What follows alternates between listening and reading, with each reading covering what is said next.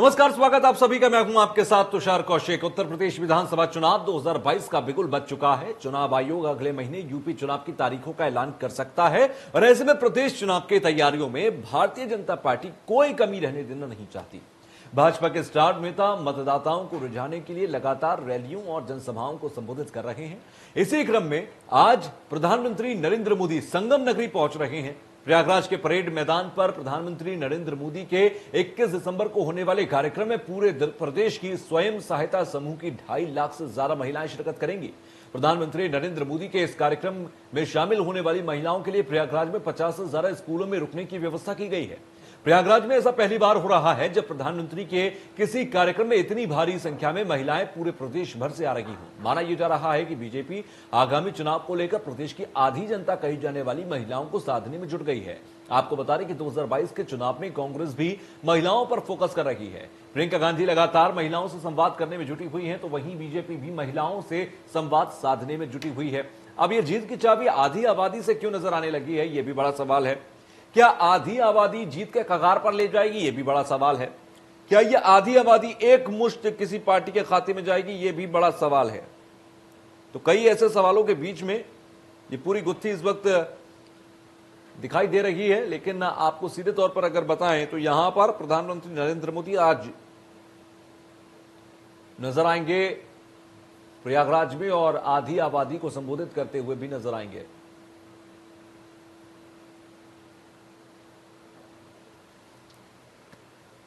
तो आज कुल मिलाकर कई तरीके की सौगातें मिलने जा रही हैं। हमारे सहयोगी राकेश के जरिए आप जानेंगे कि किस तरीके की सौगातें आज लेकर पहुंच रहे हैं प्रयागराज।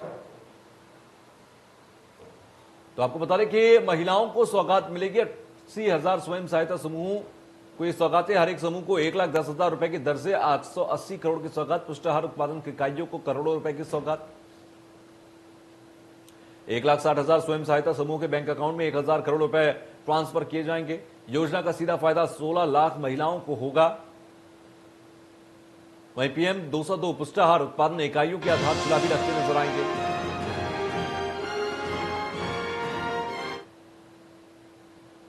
इसके अलावा हर यूनिट आईसीडीएस के तहत यूपी के 600 ब्लॉकों में सहायक पुष्टाहार सामग्री समूह को हर साल 5,000 करोड़ रुपए के बिजनेस का अवसर मिलेगा।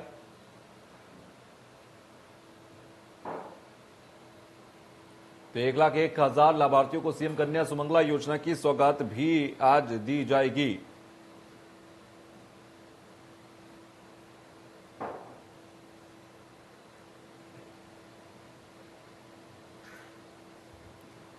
तो हर एक समूह को आज यहां पर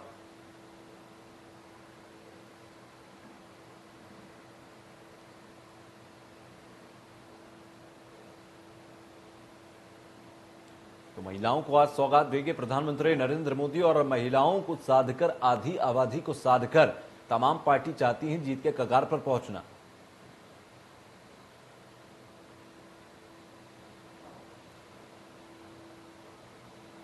तो आधी आबादी के जरिए देश और प्रदेश में माहौल बनाना चाहती है बीजेपी, और ऐसे में बीजेपी के पास सबसे बेहतर मौका महिलाओं को साधकर होगा। यही वजह है कि प्रधानमंत्री आज प्रयागराज जब जा रहे हैं तो यहां पर आधी आबादी को साधने की कोशिश कर रहे हैं। 2.5 लाख महिलाओं को संबोधित करेंगे।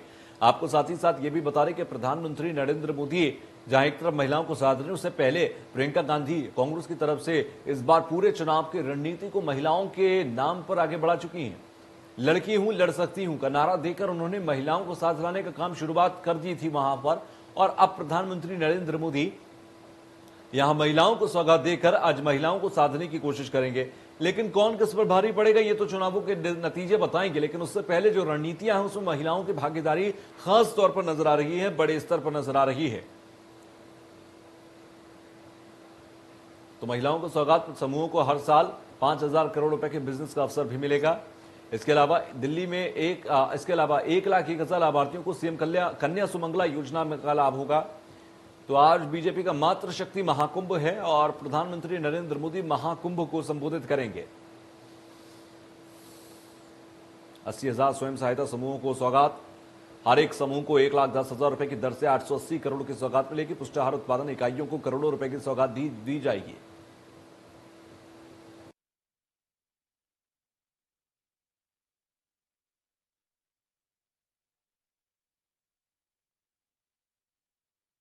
दो पुष्टाहार उत्पादन इकाइयों की आधारशिला भी रखेंगे। पुष्टाहार उत्पादन इकाइयों के जरिए 4000 महिलाओं को सीधे रोजगार इसके जरिए दिया जाएगा। हर यूनिट आईसीडीएस के तहत यूपी के 600 ब्लॉकों में सहायक पुष्टाहार सामग्री मिलेगी।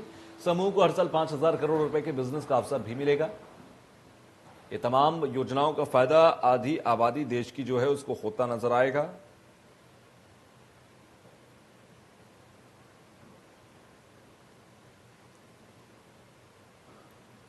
तो आज मातृशक्ति महाकुंभ प्रयागराज में लगने जा रहा है और इस महाकुंभ को संबोधित करेंगे प्रधानमंत्री नरेंद्र मोदी।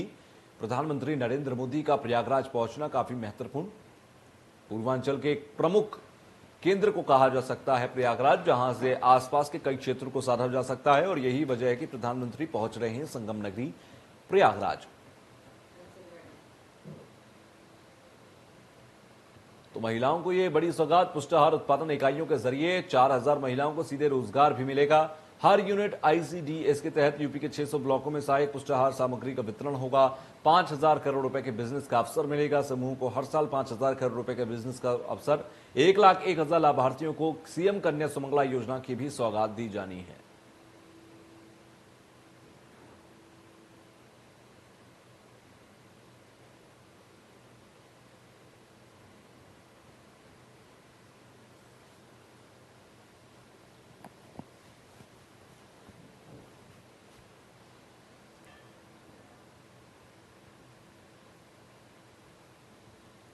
तो महिलाओं को सौगात देकर आज समीकरणों को साधेंगे प्रधानमंत्री नरेंद्र मोदी। उत्तर प्रदेश के अंदर आधी आबादी के जरिए यानी कि महिलाओं के जरिए उत्तर प्रदेश में 22 की कुर्सी का रास्ता तय करने का काम आज प्रधानमंत्री करते नजर आएंगे। 2.5 लाख महिलाएं आज प्रधानमंत्री को सुनेंगी। मातृशक्ति महाकुंभ इसे नाम दिया गया बीजेपी का और इसमें प्रधानमंत्री नरेंद्र मोदी आज पहुंचेंगे संबोधन करने के लिए। सिर्फ इतना ही, तमाम सरकारी योजनाओं का फायदा भी आज दिया जाएगा। सौगात के तौर पर महिलाओं को कई सौगातें मिलने जा रही हैं, जैसे कि 60,000 स्वयं सहायता समूहों को फायदा होगा।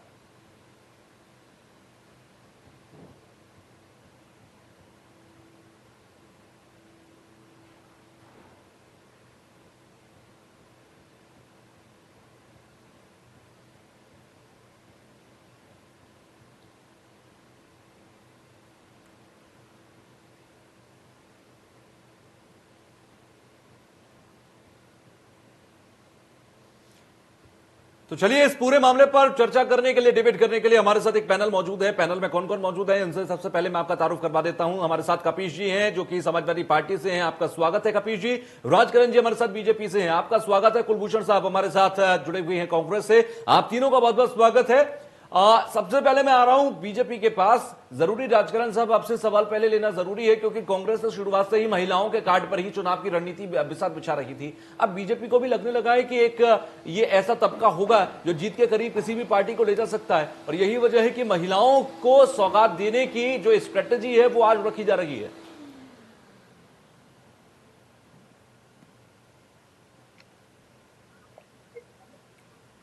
राजकरण साहब मेरी आवाज पहुंच रही है अब तक?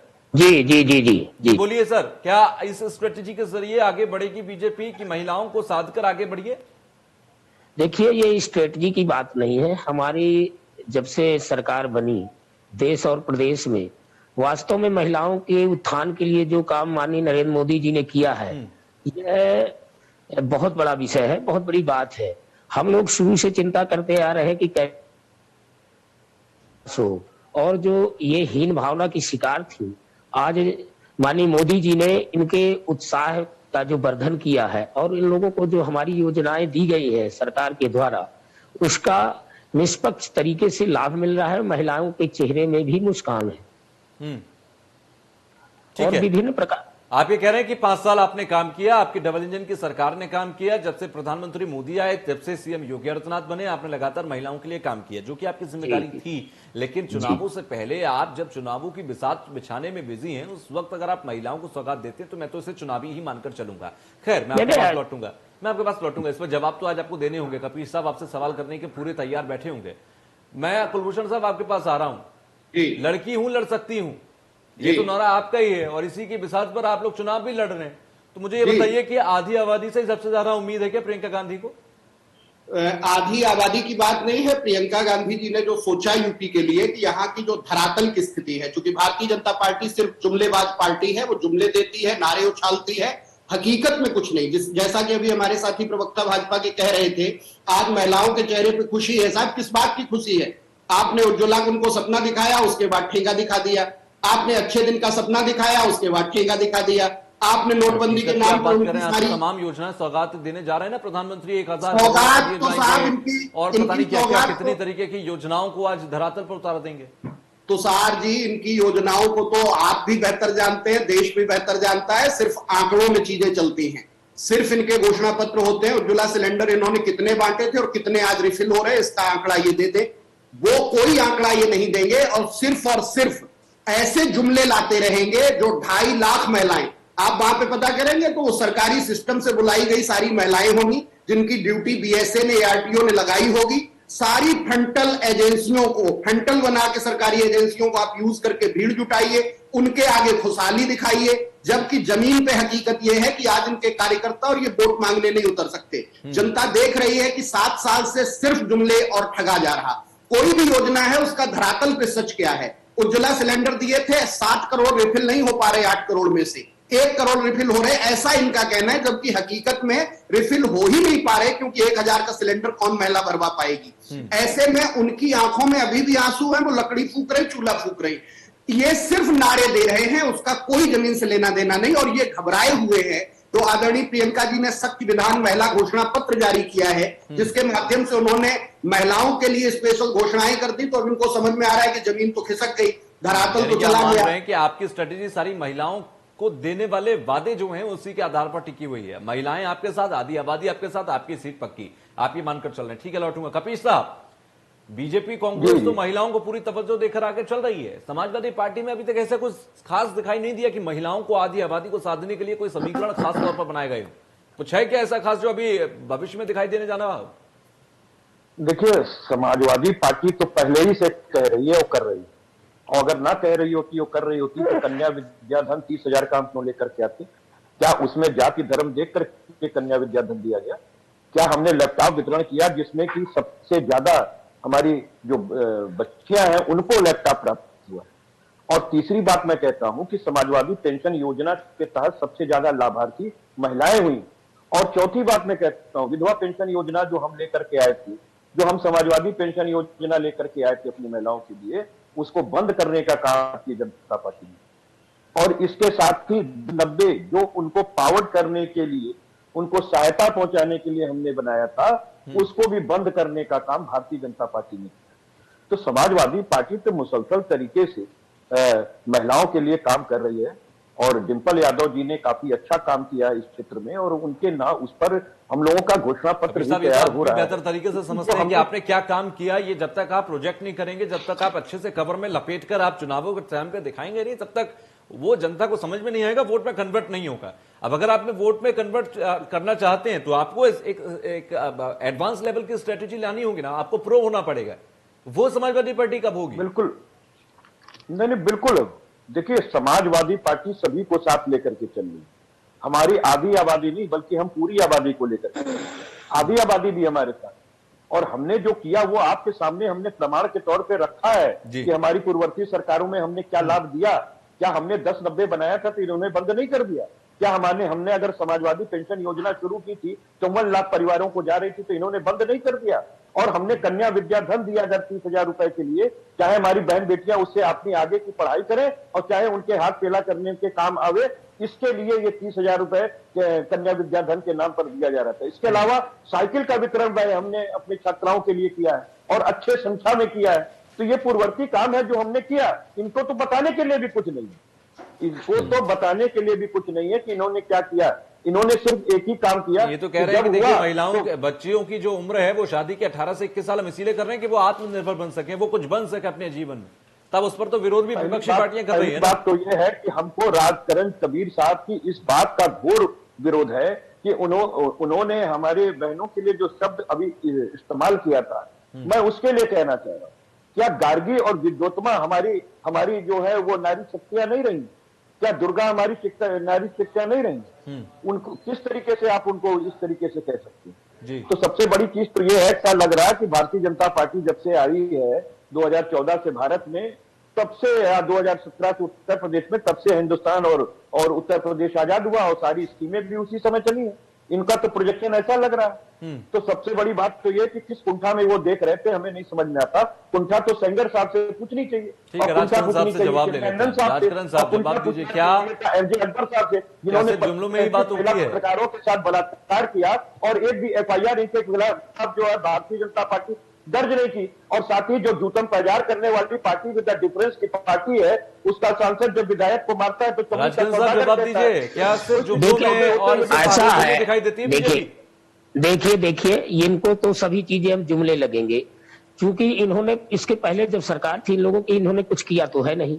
अच्छा, जो इन्होंने ये बात कही कि हमने कन्या विद्याधन और तमाम योजनाएं जो गिना रहे हैं, इन्होंने 300 से इनकी योजनाएं शुरू हुई थी। आज प्रत्येक की जो भी योजना हमारी बहनों के लिए चल रही है, तो पर्याप्त धनराशि हमारी सरकार ने उसको 1000 से कम किसी प्रकार की पेंशन हम लोगों ने इन्होंने 300-500 किया, हम लोगों ने 1000 किया।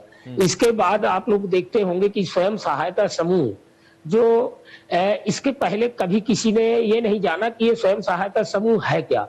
हमने बहनों को आत्मनिर्भर बनाने के लिए स्वयं सहायता समूह के माध्यम से उनको रोजगार उपलब्ध कराने के लिए इतनी बड़ी योजना कार्य योजना बनी। नाबार्ड में पहले भी ये कार्यक्रम चलते रहे। नहीं, नाबार्ड में चलते रहे नाबार्ड, लेकिन धरातल में ऐसा है, कार्यक्रम चलते रहे लेकिन धरातल पर कुछ नहीं था।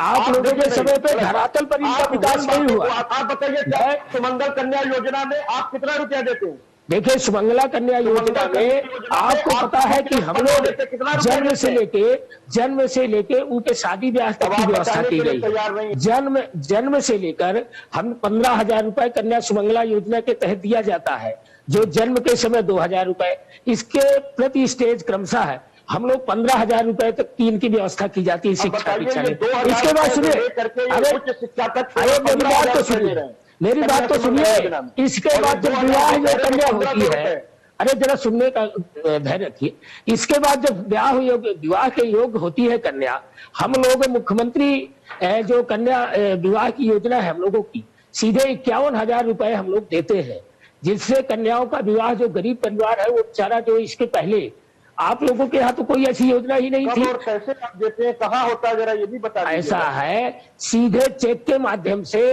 लाभार्थी के खाते में कन्या धन का जो धन है वो उनके खाते में जाता है। हम लोग तो सबूत की साथ पेश किए गए इस योजना के तहत आपने कोई बजट ऐलान ही नहीं किया, तो आप देते कहाँ से? अरे कैसे नहीं, लाखों की तादाद में कन्याओं का विवाह, लाखों होगा ना।